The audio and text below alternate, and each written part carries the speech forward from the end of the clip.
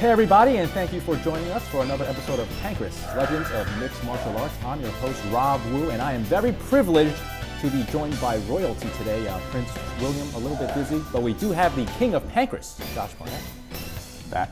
You must have taken quite some time to think of that, and for that I applaud you. I had a whole subway ride here to think about that. And Josh, today we're going to watch the Neo Blood tournament back in 1995. And Josh, this is a place where the lesser-known fighters can really make a name for themselves. Right, and although some of these fighters have actually started to gain experience within the Pancrase system, they'll come in with some of them will come in with some decent records.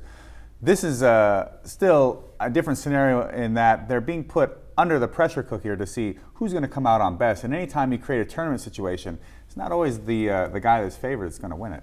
All right, but before we go to the tournament, we have a super bout for you, Wayne Shamrock versus Larry Papadopulos. And Josh, if I was Larry Papadopulos, I might want a doctor on standby. Well, for sure, Larry coming in with his Brazilian Jiu-Jitsu background, I'm sure he feels more than capable on the ground with a catch wrestler like Ken Shamrock, or Wayne Shamrock as he is known at this point. But let's just see if he's got the antidote to some of the leg locks that are very prevalent in Pancrase. Larry Papadopulos versus Wayne Shamrock. As we see both fighters shaking hands, we are ready to start. As this match begins, Papadopoulos throwing the right kick to start. Both fighters just feeling each other out a little bit.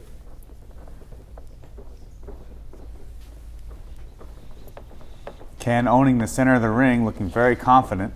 Papadopoulos a little leery to engage so quickly, maybe looking for an opportunity. High kick by Papadopoulos, but answered with a very serious low kick by Ken Shamrock. Which draws oohs and ahs from the crowd. Larry responds in kind, now starting to pick up the action.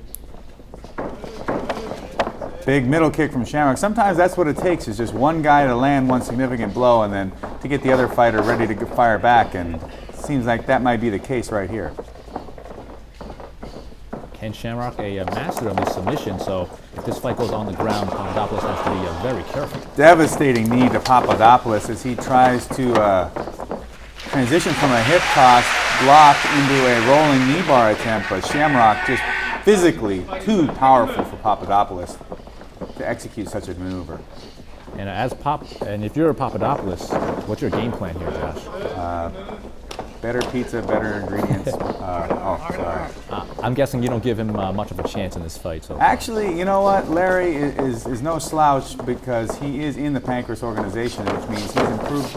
He must have impressed a few people as he went for the fireman's carry there. Papadopoulos has to actually not make this a wrestling match, because I think the wrestling and physicality of Ken Shamrock is going to be too much for him to handle. I think what he needs to do is, if anything, maybe try and pull guard and maybe try to bait Shamrock into looking for an easy opportunity and then try to counter. But Shamrock here is just looking like an 800-pound gorilla all over Larry Papadopoulos.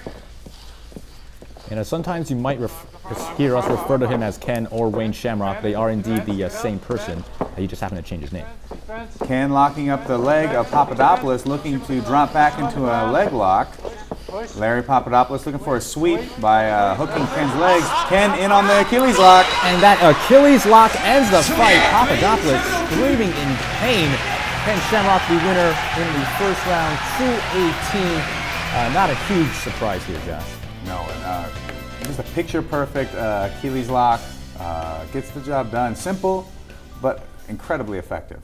And now we will move on to the first round of the Neo Blood tournament. It's Katsuomi Inagaki versus Osami Shibuya. Josh, these two fighters definitely want to make themselves get into that elite category of fighters here in Pancrase. Well, Shibuya here really starting out at the beginning of his career, really having a difficult time working up through the ranks, and he's having to face fighters, veterans like Yanagisawa and Shamrock, and he's going to have to fight another veteran here in Inagaki, but Inagaki, more of the journeyman, sort of middle-of-the-road type fighter for Pancrase, but with the kind of experience he brings to the ring, he's not going to be any easy feat to beat. All right, let's kick off this fight. Katsuomi Inagaki versus Osami Shibuya.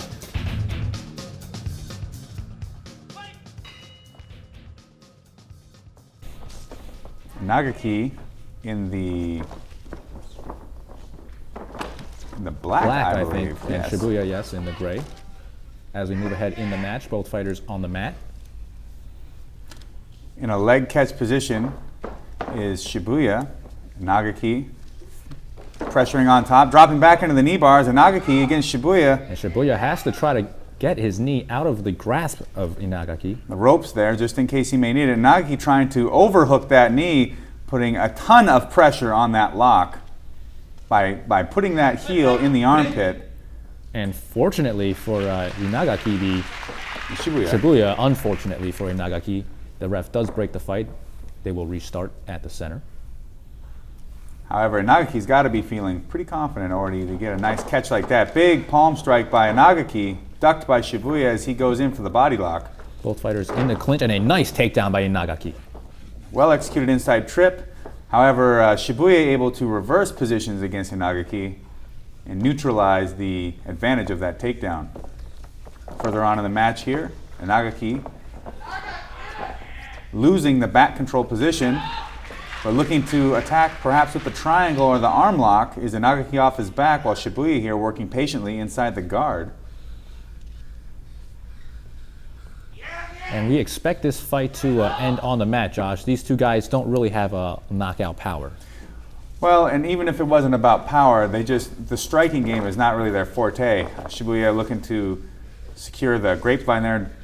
Figure four body lock executed by Shibuya, very painful and a maneuver that can rob your opponent of a lot of energy, as it makes it very difficult to breathe. And Inagaki not near the center of the ropes. He'll have to figure out his own way out of this. But the referee does break it. Perhaps a little bit of inaction on Shibuya's part. Yeah, while that move can make it very difficult to breathe, we move further around further into this match here. It is not necessarily a fight ender. Nice armbar set up by Inagaki. And Shibuya trying to keep his arms together. If he lets it go, he's in real trouble. Trying to escape still is Shibuya, rotating, spinning, trying to get that arm free, and it looks as if he did escape the arm lock. Narrowly avoiding disaster there, Josh. Near finish for Inagaki, and Shibuya now looking for his own arm. 30 seconds left, and a toe hold attack. And both fighters realizing that, trying to be a little more active than they were in the beginning of the match. Inagaki looking for the headlock. Shibuya continues to hold him within half guard. Not much time left to determine a clear victor. 10 seconds as Inagaki takes the back of Shibuya, but I don't think he's going to find much opportunity to finish this match here as he's looking for the arm.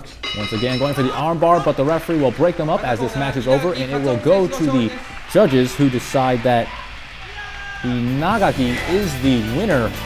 This fight goes the distance, and Inagaki will move on to the second round. Shibuya out of the tournament. And Josh, even though Inagaki didn't lock in that armbar, the fact that he came so close, it looked like that really made a point to the judges. Right, that arm lock and that earlier when he executed that knee bar attempt.